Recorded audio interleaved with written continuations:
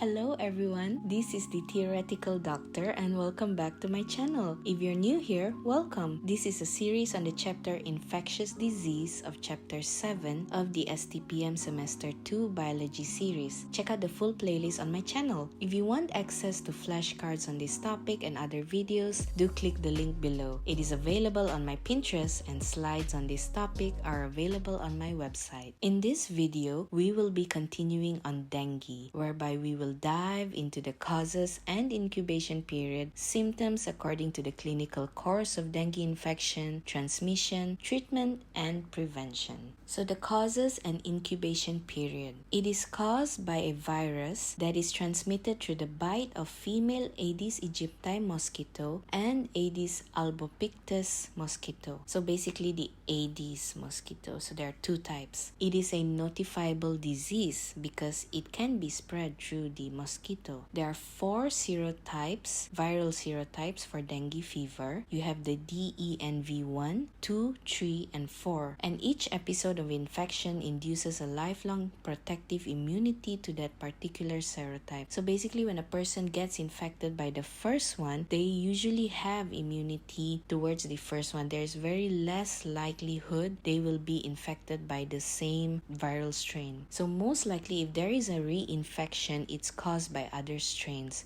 So a person can get infected 4 times because there are 4 different types of dengue viral strain. So the dengue virus is an RNA virus from the genus Flavivirus. And dengue fever mostly occurs in the tropical and subtropical regions of the world and usually increases in the hot and humid months. I'm from Malaysia, and in Malaysia, if you know, there are a lot of dengue cases. It's actually quite common. We often hear about it a lot and it's nothing new. The mosquito breeds easily during rainy seasons. So like Malaysia, it rains and shines all year long, and there's no such thing as it's the rainy season or summer or what. I mean, it could be sunny the whole day and next thing you know in the evening it's raining heavily. Like now it's the rainy season. And the mosquito usually breeds near human habitation, especially in stagnant waters. That's why they would advise us, not to let the water be stagnant, to clear the pots if you have any pots that's collecting water. So the mosquito is most active in the early morning and late afternoon or early evening. So that's why they usually do fogging over here during the early evening. Incubation period, 4 to 7 days before signs and symptoms appear. Symptoms. Before I dive into the general symptoms presented by dengue fever, just know that there are 3 phases. You have the febrile phase, febrile meaning fever, critical phase, and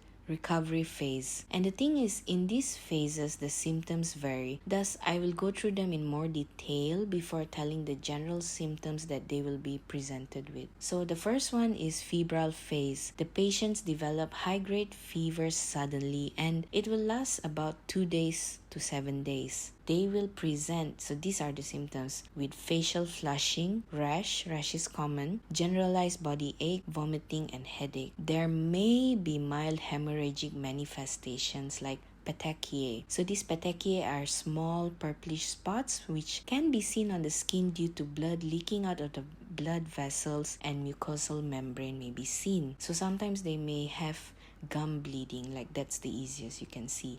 And if you can see in this picture over here, that's an example of petechiae and the rash. Next is critical phase. So critical phase often occurs after the 3rd day of fever. Take note, 3rd day of fever, not the 3rd day after the person was bitten, or around the effervescence indicated by a rapid drop in temperature and lasts about 1 to 2 days. So this coincides with an increase in capillary permeability. The patient may deteriorate and manifest third space plasma leakage or organ dysfunction. This is an example of dengue hemorrhagic fever. So according to WHO, to differentiate between dengue fever and dengue hemorrhagic fever is the presence of plasma leakage in the dengue hemorrhagic fever. So the moment they come in with a plasma leakage in critical phase, they are having dengue hemorrhagic fever. So in this critical phase, they can progress. It is called critical phase because it is critical. This is where the patients usually deteriorate and they need close monitoring. So it depends. From here, they could either go two-way. In less severe cases, the changes are minimal and transient, and they usually recover spontaneously after a short period of fluid or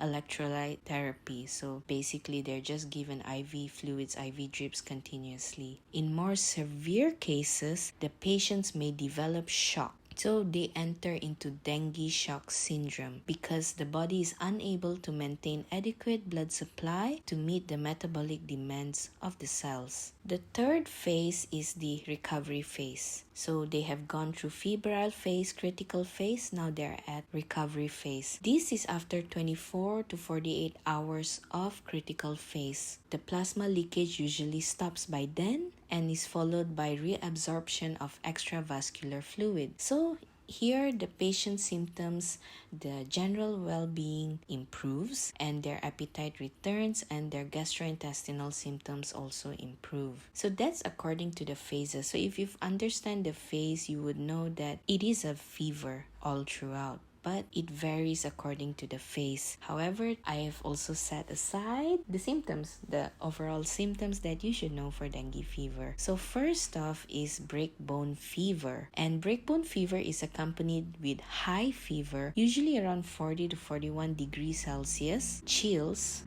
pain behind eyes, and severe joint and muscle pain. That's breakbone fever. So it's fever that's very high and they have pain, joint pain, muscle pain, pain behind the eyes, like that. Next is loss of appetite, nausea and vomiting, abdominal pain, hemorrhage or severe bleeding, bleeding of the nose and gums, circulatory collapse, they enter shock, sore throat and cough, pneumonia, inflammation of the heart, blood in the stool, and headache. So the transmission of dengue. The dengue virus is being transmitted by the bite of a striped Aedes mosquito that has previously bitten an infected person. This is an example of the Aedes mosquito. They have those white stripes. So the thing is that not all Aedes mosquitoes harbor the dengue virus. They're just vectors, and they become vectors when they have previously bitten an infected person. So that's how the virus gets transmitted. So the dengue virus does not spread directly from person to person.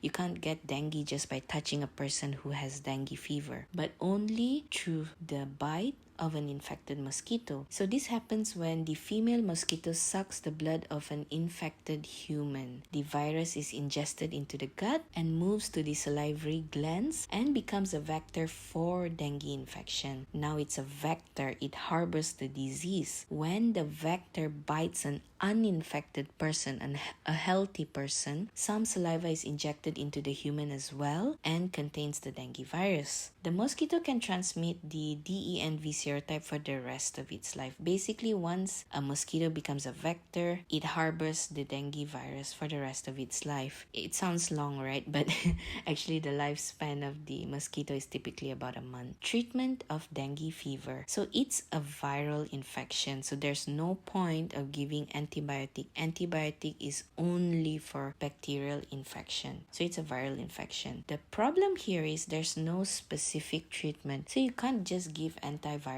medication. The only thing you can do is to treat the person's symptoms, to give symptomatic or supportive treatment. So here are a few things that you can give actually to the patient as you treat their symptoms. And mind you, it's to treat the symptoms, not the particular virus itself. First is bed rest, and it's important for quick recovery. For severe headache, joint, and muscle pain, because they present with breakbone fever, you could give paracetamol, acetaminophen, and codeine. You can also give painkillers for severe body aches. So this paracetamol, codeine, they are actually a form of painkiller. Yes, you do not just give it for fever, you give it for pain as well. But paracetamol is like something you can get in the pharmacy, anywhere, even in the supermarket, and codeine is a step higher. Aspirin should not be given because it will cause severe bleeding, because aspirin is actually a form of blood thinner. So in critical phase, remember that there is actually increased permeability of the capillary membrane. So if you were to give aspirin, which is a form of blood thinner, it can cause severe bleeding.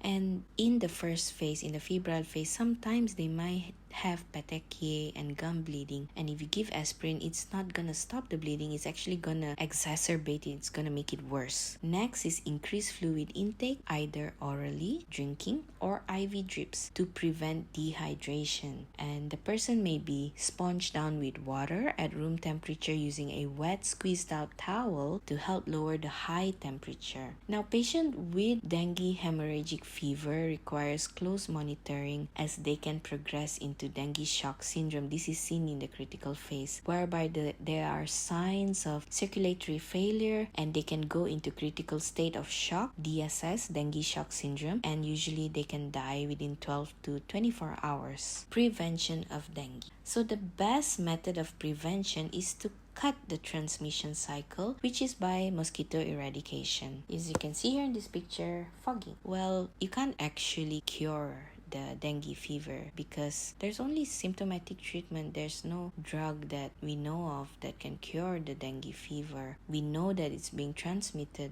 by the vector, and the vector is the Aedes mosquito. So the only way you can do it is to just cut the mode of transmission. So there are a few factors to consider. In terms of social factors, just prevent the person from being bitten by mosquitoes. So use loose clothing that covers the whole body because they're not gonna really bite over the cloth. Sometimes they do. So use loose clothing. Fitting insect screens on windows and doors. If you like to leave your window open, it's good to have that actually. Using insecticide treated mosquito nets for bed, lighting mosquito coils, or using electric vapor mats keep the mosquito away. Applying mosquito repellent on exposed skin when outdoors, especially if you're a very outdoorsy person, you like to go hiking and whatnot, go walking early in the morning or in the late evenings or early evenings, best to have it. Staying in air conditioned rooms because remember they like hot and humid areas, subtropical and tropical countries. Avoid being outdoors in the early morning and before sunset, which is when the Aedes mosquito are at their peak, they're most active. Economical factors: fogging with insecticides in dengue-stricken areas, adding larvicide to water containers and man-made ponds. So this larvicide will actually consume the larvae. They will kill the larvae. So this larvicide will actually kill the larvae because before a mosquito becomes a mosquito, they are larvae first. So you nip the problem in the bud. Biological factors: introduction of larvae eating fish in ponds because the mosquito needs stagnant water to breed, to lay eggs, and the eggs will hatch and they become larvae. So it's good to have these fishes if you don't want to use larvicide, so they will eat the larvae. If you've reached this point, thank you very much. Hit the like button if you found it helpful, as it does help in reaching out to others as well. Do support my channel by pressing the subscribe button so I will know, and it gives me motivation to continue producing content like this in the future. And finally, share this video to those who might find this helpful. I'll see you in the next one.